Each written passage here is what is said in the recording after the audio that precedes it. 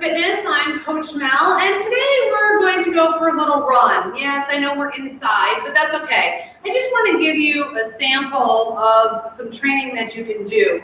The biggest mistake that some people make when they want to start running is they go and try to do too much. They try, I'm going to go out and run a mile today. Well, you don't want to start out by doing that. You want to start in incremental, so run, walk. There's a lot of great programs out there. Couch to 5K is a very popular one. It's actually where I started when I started to run. So that is an app that you can get on your phone and then listen to that as you're out there. So we're going to do just a tiny little piece of what would be a training that I would do here when I do my 5K trainings. We always start with a little dynamic stretching. We do a walk, and then we start doing some run-walk sequences. Now I'm jumping into what would be a week 3 if we were actually doing the 8-week program here at Coach Mel's. So if it's too much for you because you have not been running, by all means, just reduce the amount of run time that you're doing. Flip-flop them. Have your run be 30 seconds and your walk be a minute. Today we're going to do a run of 1 minute and a walk of 30 seconds. All right, so let's get ourselves warmed up. We're going to start just by doing a couple of squats. It's always important to warm yourself up before you go for a run. All right, it's also really important to stretch at the end of that run. It's going to help with any soreness. All right, we want to stretch upper body and lower body. I'm letting those arms swing out, come side to side.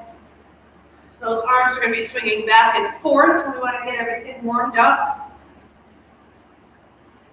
All right, I like to do leg swings before I go for a run too. So back and forth, really warming up those hip flexors.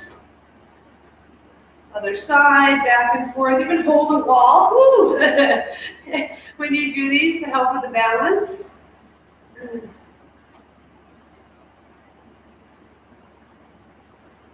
Then I also like to do a cross. So bring it across and out, cross and out. And other side. So when you're training for running, it's also important to cross-train. So what that means is doing something other than running. We're going to come back and reach up. So weight training with your running training is really important. And Couch to 5K brings you through all of that. Good. So if you're going out for a long run, I'd probably do a little bit more. We're just doing a quick little, it's going to be like 9.5 minutes. We're going to start with a 1-minute walk to get ourselves warmed up, and then we're going to jog for a minute. We're going to walk for 30 seconds. And we're going to get that timer started. And when we're running, when we're walking, make sure that those arms are swinging back and forth. We don't want to be all twisted here when we do it. So back and forth, knees are coming up in front of the hips. So we're just going to start with a nice walk. Now, if I was doing the actual training, like I said, this would be week 3. We would probably start out with a 2 or 3 minute walk before we started doing any of our running. But because I'm condensing this down, I'm just doing a quick 1-minute walk. All right, make sure that we're swinging those arms. The knees are coming up in front of the hips. So when you do this inside, when you're doing it stationary, you're very much hitting toe ball, heel on your foot. Different than when you're out running, you tend to go heel while toe, all right? There definitely is something to be said for being a little bit more of a ball of your foot runner, but that does definitely take some practice. So you have to see what's gonna work for you. I can't do that because I have foot issues, so I have to start on my heel.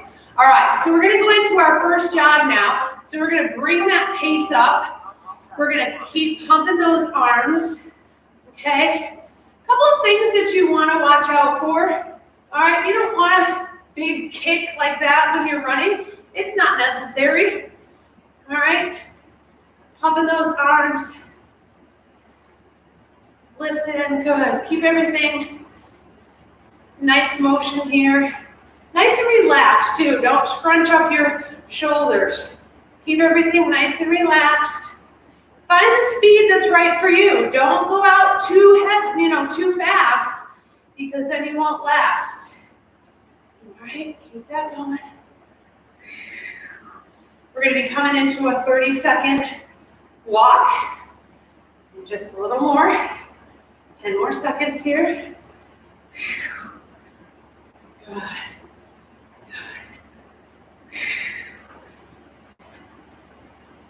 All right, let's go into our first walk. So we want to just slow ourselves down, catch our breath here. Now, you may have felt like you could have run for longer. That's okay. You can go for longer, but just be careful not to do too much. You don't want to injure yourself when you're first starting out on a run routine, because that will unfortunately halt you altogether. All right, we're coming up for our next 1-minute run.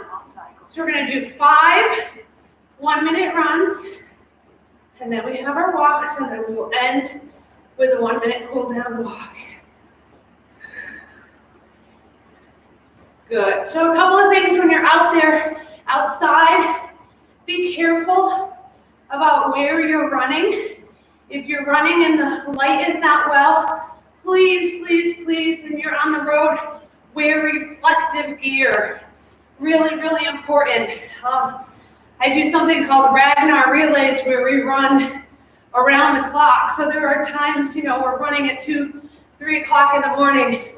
We are required to not only have reflective vests, but we also have to have blinking lights on our back. We call them bum blinkers. Really important, make sure that the cars can see you. Even if you're running during the day, try to wear really bright colored, let's go to a walk. Try to wear really bright colored clothes, all right?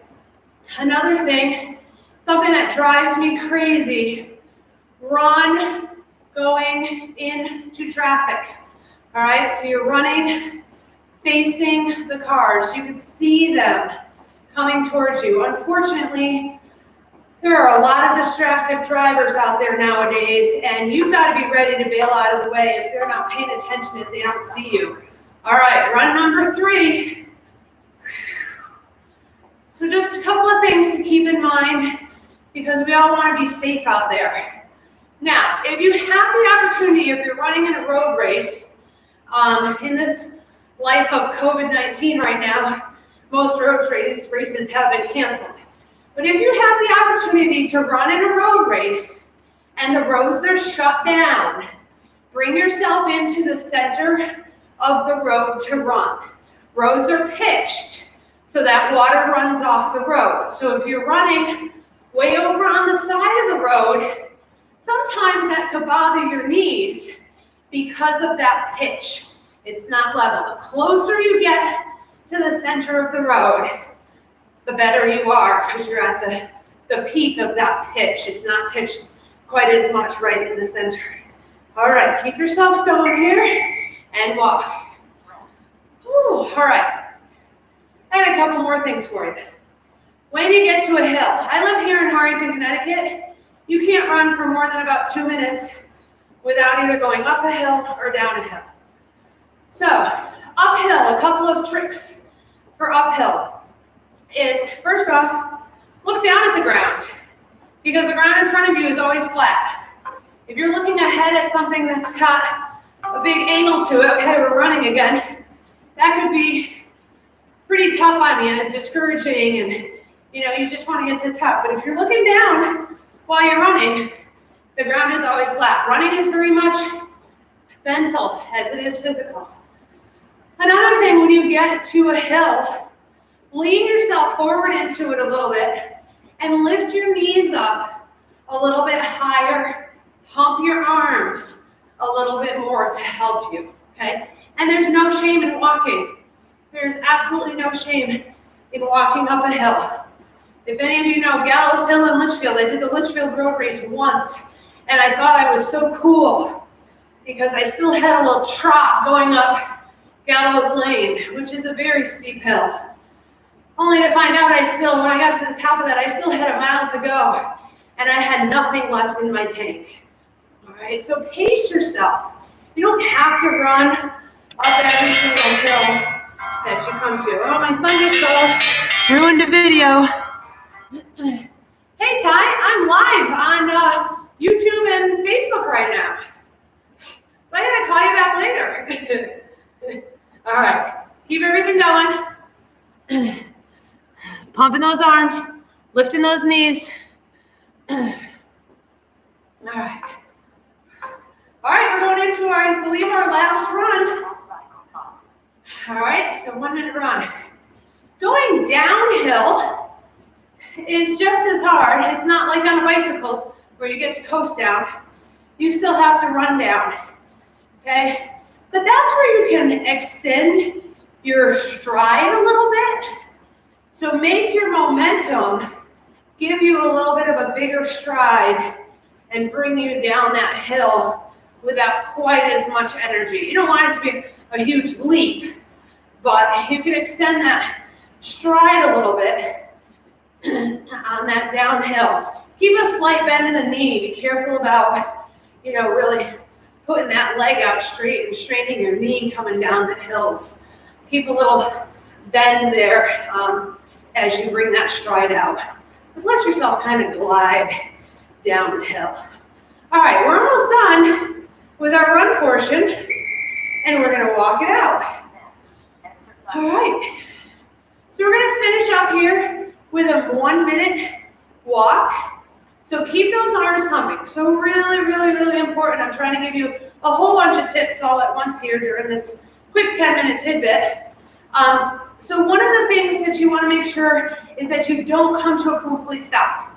I'm done running. Okay, I'm gonna walk for a little bit first. All right, help bring that heart rate down. Walk for a little bit. Swing those arms, and keep yourself moving while you're taking some nice deep breaths. In and out. In and out. All right, keep yourself going. And we're going to do a small little stretch at the end of this as well. All right, let's keep it going. Keep it going. We got just a little bit longer here, and then we're going to start our stretching. Go ahead. All right, so we're going to start with a nice little hamstring stretch.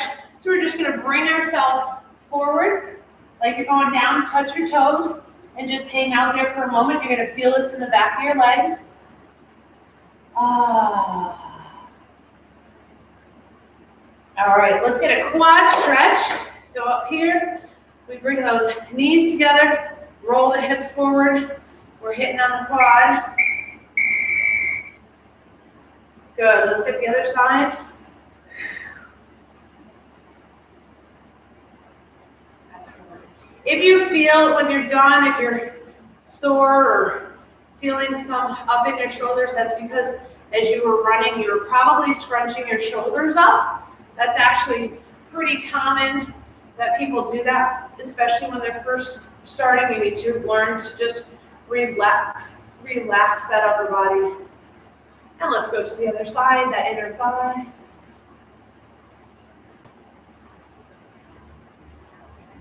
Let's reach out in front. Come down to a nice fold. That'll get the hamstrings again. And I like to do a nice little back rotation, so bring that shoulder forward. Other side forward. Now you can do this for longer, hold each one for longer. I'm going through this quickly. And let's get a little bit of shoulder here. Because those arms were swinging back and forth, you were using those shoulders. Good.